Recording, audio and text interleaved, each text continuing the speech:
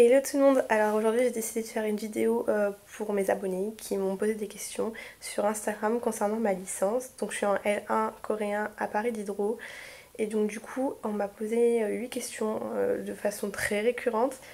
Du coup j'ai décidé de vous répondre en faisant une petite vidéo où je réponds donc du coup à ces 8 questions.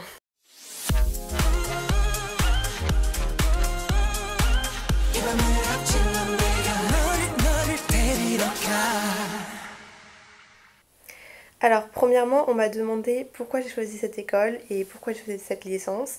Donc du coup j'ai choisi cette école tout simplement parce que c'était la première qui m'a acceptée. Et j'ai choisi cette licence parce que j'ai toujours été passionnée par les langues étrangères. Donc du coup j'avais décidé de faire une LCER il y a déjà bien longtemps. Sauf que je ne savais pas encore quelle langue et j'hésitais entre anglais, chinois et coréen.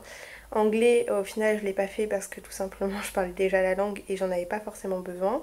Chinois à cause des caractères parce que c'est assez compliqué de tous les apprendre et franchement le lycée m'a suffi. J'ai fait 2 ans de chinois au lycée et je sais très bien à quoi m'attendre.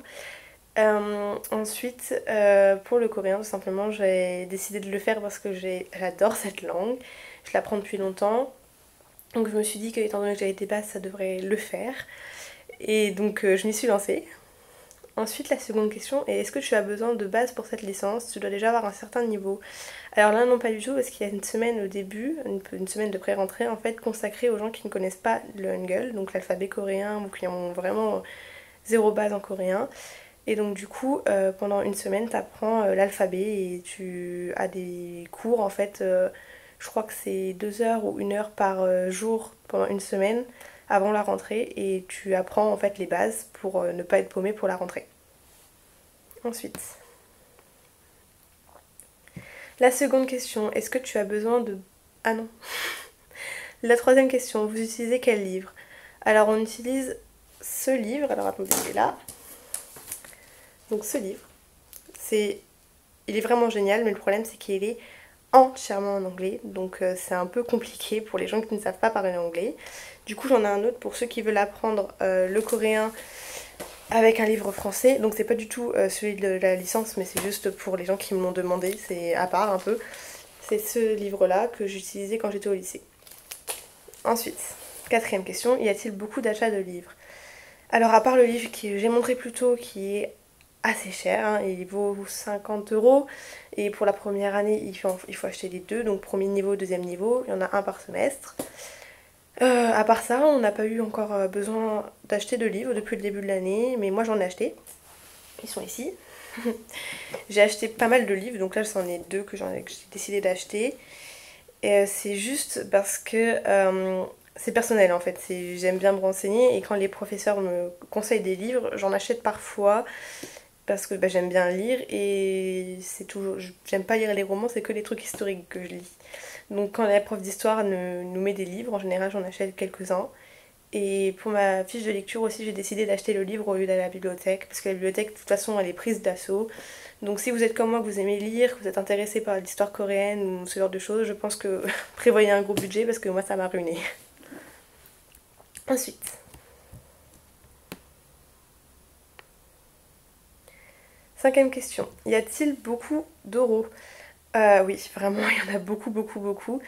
Forcément, c'est une licence de langue, donc tu pratiques la langue. En tout, t'as 2 cours vraiment où tu dois parler, donc c'est exercices oraux et cours de conversation où tu t'entraînes tout simplement à tenir une conversation. Ensuite, la sixième question. Donc c'est la suite de la question d'avant. On me demande, et en ce qui concerne les professeurs. Donc les professeurs sont majoritairement des Coréens en fait, qui nous apprennent leur langue natale. Ils ne maîtrisent pas tous le français, il y en a qui parlent même pas le français en fait. Et donc du coup, moi je trouve que c'est un avantage parce que ça nous apprend à comprendre plus facilement, à comprendre le coréen parce qu'en fait t'as pas le choix donc du coup je disais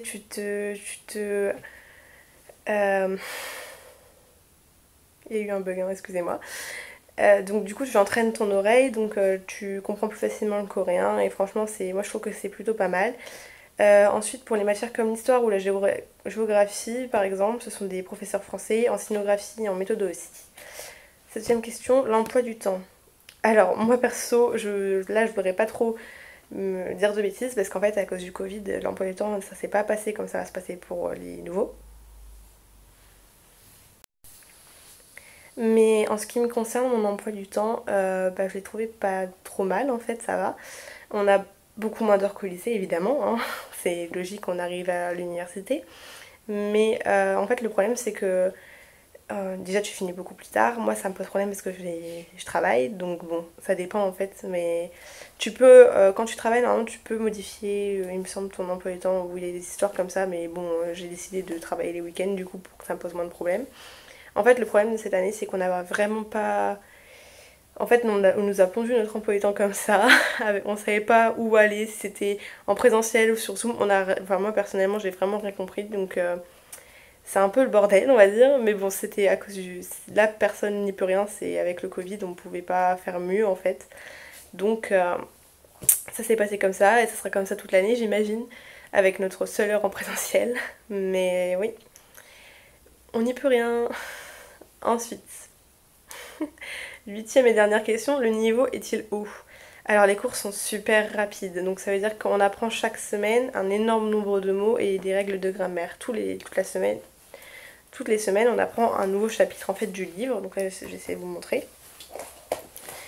Par exemple, dans ce livre-là, en fait, c'est divisé en plein de petites parties, en fait, en plein de petits chapitres.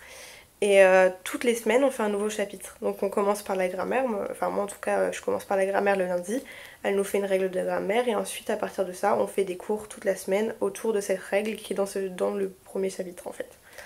Et donc du coup, on n'a pas qu'une règle, on en a trois, je crois, trois par semaine. Trois règles de grammaire par semaine, ou entre deux et trois en fait. Ensuite, on a du vocabulaire et on doit bien tout retenir parce que c'est forcément ça va être dans les partiels. Donc il faut vraiment vraiment s'accrocher, mais par contre notre niveau il s'améliore très rapidement du coup forcément. Et donc voilà, je pense que c'est tout, j'ai plus d'autres questions. Donc voilà, en tout cas n'hésitez pas si vous avez d'autres questions à les poser dans les commentaires. Ensuite, n'hésitez pas aussi à me dire si vous voulez que je fasse d'autres vidéos où je parle devant la caméra et donnez-moi des idées aussi de ce que je peux faire. Désolée par contre, je suis hyper timide donc cette vidéo risque de ne pas être terrible. En plus, je dois faire les montages et j'ai jamais fait de montage avec une vidéo normale en fait, hein, on voit ma tête donc je sais pas ce que ça va donner mais on va essayer. Donc voilà, je parle un peu trop, la vidéo elle va durer 20 minutes, vous allez voir. Donc bon, je vous fais des bisous, à la prochaine fois et j'espère pouvoir vous revoir sur ma chaîne à la prochaine vidéo. Bye!